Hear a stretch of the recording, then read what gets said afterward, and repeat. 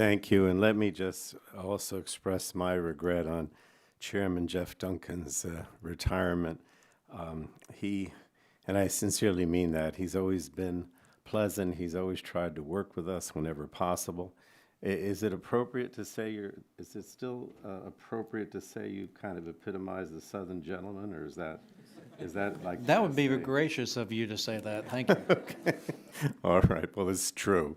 It's very true. So I do regret you're not running again. But let me just say, today, I have to say that I'm not happy with the bill that's up today. I know we're finally having a hearing on pipeline safety, and the most recent reauthorization of pipeline safety programs at the Pipeline and Hazardous Materials Safety Administration, or PHMSA, expired over 100 days ago. And all our Republican majority has to offer today is a partisan draft bill that's unintroduced and unchanged since they released it in July. There was no effort to work together, no effort to sit down and discuss shared priorities, and no heads up at all that the Republicans are putting together this draft. And this is a stark departure from the path that Democrats forged when we were in the majority during the last reauthorization process. We sat down, negotiated with our Republican colleagues for months to try to agree on a bipartisan bill, even postponing a committee markup because we didn't yet have bipartisan agreement. And it was only after months of detailed discussions reached an impasse that we ultimately moved a Democratic bill through the committee that had a strong commitment to enhance pipeline safety. So today we're considering a partisan bill masquerading, in my opinion, as a pipeline safety bill, when in fact it will only lead to the construction of more dangerous pipelines. Republican priorities are on full display today. Do the bidding of corporate polluters while putting the safety of our communities at risk. Just last week, a natural gas leak in Fort Worth, Texas caused an explosion that injured 21 people and destroyed 2 floors of a hotel.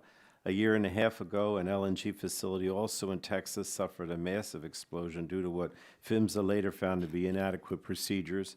The reality is that there are over 600 pipeline safety incidents every year, which result in an average of 31 injuries and 10 deaths, and that's just simply unacceptable. And that's why I was so disappointed that Republicans didn't even attempt to work with us on a bipartisan pipeline safety reauthorization bill that could actually become law. And this discussion draft, I think, is reckless. It would gut state oversight of pipelines built within their boundaries, encroaching on states' rights. It also prevents states and municipalities from deciding to move away from natural gas if they so choose. Even more radically, the bill actually cuts funding for pipeline safety. It delivers a $42 million annual cut to PHMSA's authorized programs from the levels in the last bipartisan authorization that was signed into law by the last Republican president. And this bill asks PHMSA to do more with less. Like the vast majority of the legislation this subcommittee has acted on in this Congress, this bill will never become law. It's yet another proof that, in my opinion, that House Republicans are not able to govern, and it underscores why this Congress is on pace to be one of the least productive since the Great Depression. And all of this stands in stark contrast to the bipartisan process that the Transportation and Infrastructure Committee implemented last year. They spent months holding serious bipartisan negotiations to craft a bipartisan bill, and they were able to move this bill out of committee last year. As with any bipartisan legislation, neither side likely got everything it wanted in the final bill, but it garnered strong support from Democrats and Republicans. It also authorized $80 million more each year for pipeline safety programs than this bill does, and it was free of the poison pill riders that make up so much of this bill. So frankly, I don't believe that Republicans on this committee would see ground to another committee on an issue where we share jurisdiction, and as was said, where we should have sole jurisdiction. It also defies logic to continue to move forward with a partisan process while another committee has crafted a bipartisan compromise that could potentially become law.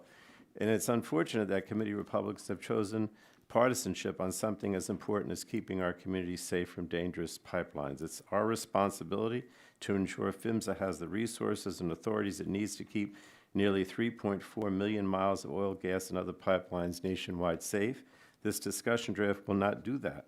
So I'm just hoping that, when we actually go to markup, that this changes and that we can actually work together and finally bring a bipartisan bill to the committee and ultimately to the floor that, really provides for pipeline safety and lives up to the name of pipeline safety.